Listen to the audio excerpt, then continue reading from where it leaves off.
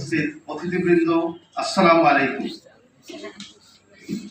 নতুন বাংলাদেশ অন্তর্বর্তী সরকারের 100 দিন সফলতা ও চ্যালেঞ্জ সমূহ শীর্ষক আজকের এই সমাবেশে এই সেমিনারে বক্তব্য দেওয়ার সুযোগ দেওয়ার জন্য আমি প্রথমে আয়োজকদেরকে আন্তরিক কৃতজ্ঞতা জানাচ্ছি। শুরুতেই আমি সরকারের সফলতা সম্পর্কে দু একটি কথা বলে আমার বক্তব্য শুরু করছি। আজকে যে এখানে বক্তব্য দেওয়ার সুযোগ পেয়েছি, এর আগেও হয়তো আমরা বক্তব্য দিয়েছি বিভিন্ন সময়ে, কিন্তু এখন আমাদের বক্তব্যটা একটা স্বাধীন দেশে আমরা বক্তব্য দেওয়ার সুযোগ পেয়েছি এবং এই স্বাধীন দেশের অন্তর্বর্তীকালীন সরকারের প্রধান ডক্টর ইউনূস সাহেব বলেছেন যে আপনারা নির্ভয়ে সমালোচনা করুন। তো এইটা এই বর্তমান সরকারের 100 দিনের সফলতার একটি বড় অংশ, যে আমরা নির্ভয়ে কথা বলতে পারছি। প্রিয় ভাই ও বোনেরা, আমরা 2000 শহীদদের রক্তের বিনিময়ে এবং হাজার হাজার ভাই বোনদের অঙ্গহানি এবং বিভিন্ন ত্যাগ তিতিক্ষার বিনিময়ে আজকে যে অর্জিত স্বাধীনতা, এই স্বাধীনতার ভাগ্যাকাশে কালো মেঘ দেখা দিয়েছে, কারণ পতিত সরকার তাদের ষড়যন্ত্র অব্যাহত রেখেছে। আপনারা জানেন যে এই পূর্ববর্তী বক্তারা বলে গেলেন যে তারা যে প্রশাসন রেখে গিয়েছেন, প্রথম স্তর, দ্বিতীয় স্তর, তৃতীয় স্তর, চতুর্থ স্তর, সর্বস্তরে তাদের লোক, এবং আজকে যারা দেশ চালাচ্ছেন তারা তাদের ক্ষমতা বা তাদের কার্যক্রম তারা সঠিকভাবে প্রয়োগ করতে পারছেন না। পদে পদে তারা বাধাগ্রস্ত হচ্ছে। আজকে এই সেমিনার থেকে আমি এই বর্তমান সরকারের উদ্দেশ্যে দু একটি কথা বলতে চাই। এর কারণ হচ্ছে যে আমরা জনগণরাই এই দেশের মালিক। আমরা এই দেশ ছেড়ে চলে যেতে পারবো না। আমাদেরকে এই দেশেই বসবাস করতে হবে এবং এই দেশের স্বাধীনতা সার্বভৌমত্বকে অক্ষুণ্ণ রাখতে হবে। আর সেই কারণেই আজকে এই অন্তর্বর্তী সরকারকে কোনো অবস্থাতেই ব্যর্থ করতে দেওয়া যাবে না। প্রিয় ভাই বোনেরা, আপনারা জানেন যে এই পদে পদে যে তাদের লোক বসানো রয়েছে, সেটা প্রশাসন হোক, পুলিশ ডিপার্টমেন্টে হোক, সেনাবাহিনীতে হোক, অথবা সব জায়গায় ইনকাম ট্যাক্সে, সব জায়গাতে তাদের লোক, এবং সেই কারণে আজকে সরকার সঠিকভাবে দায়িত্ব পালন করতে পারছেন না।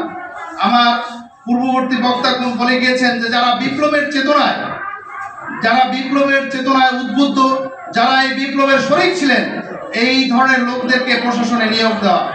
আজকে আমাদের এই সভার প্রধান অতিথি সাবেক আইজিপি এবং সাবেক সচিব, এবং উনি পিএসপিও ছিলেন।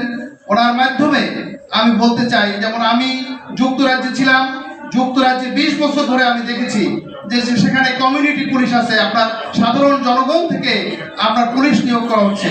এবং ম্যাজিস্ট্রেসি তো বিচার বিভাগ থেকে কোনো সুযোগ নেই। ব্রিটেনের ম্যাজিস্ট্রেসিটা সম্পূর্ণ আম জনতা থেকে আসে। তাদের সাহায্য করার জন্য প্রত্যেকটা ম্যাজিস্ট্রেট কোর্টে একজন জেলা জজ থাকেন। আজকে এই জুডিশিয়ারি অ্যাপয়েন্টমেন্ট কমিশন গঠন করতে হবে। আজকে পুলিশ বাহিনীতে ভলান্টিয়ার নিয়োগ করতে হবে। আর একটি কথা আমি বলতে চাই যে প্রশাসনে যে আমার ওই প্রধান যে আলোচক উনি বলে গিয়েছেন যে 15 দিন অফিস করেন নাই, তারপর উনি সচিব বড় মন্ত্রণালয়ের দায়িত্ব পেয়েছেন, একটির জায়গায় 3টি গাড়ি পেয়েছেন।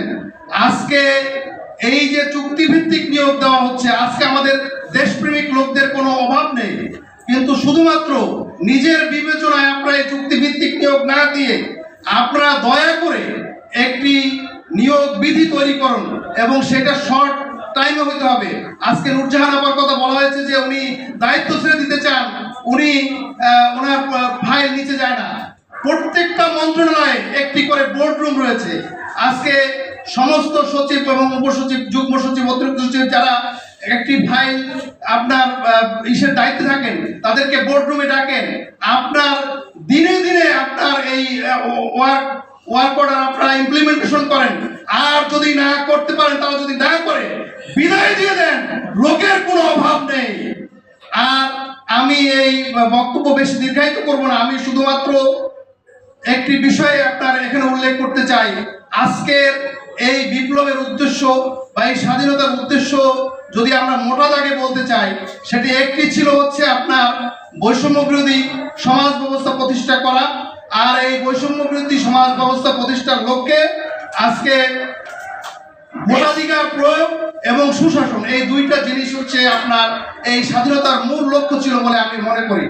প্রিয় ভাই ও বোনেরা, আজকে এই ভোটাধিকার প্রয়োগ মানে আমি কেন্দ্রে গেলাম ভোট দিলাম এইটা নয়।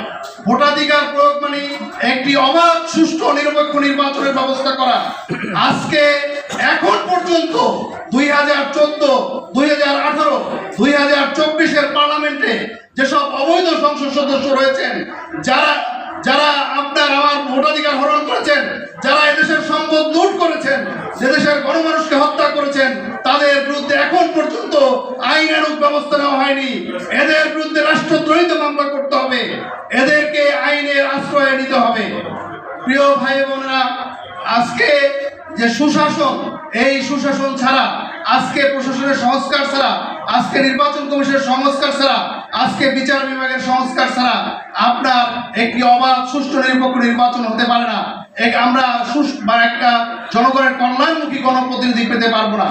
এবং এই সুশাসন নিশ্চিত করার জন্য যে সংস্কার প্রয়োজন, সেই সংস্কারগুলো অবিলম্বে করতে হবে। এবং আজকে যে সংবিধানের দোহাই দেওয়া হয়েছে, এই সংবিধান অনেক আগেই বাতিল হয়ে গেছে। 5ই আগস্টের বিপ্লব সফলের মাধ্যমে এই সংবিধানের আর কোনো বৈধতা নেই। আপনারা জানেন, এই সংবিধানে 2/3 ধারা রয়েছে যেটা আপনার সংশোধনযোগ্য নয়। কাজী এই সংবিধানকে বহাল রাখার কোনো সুযোগ নেই।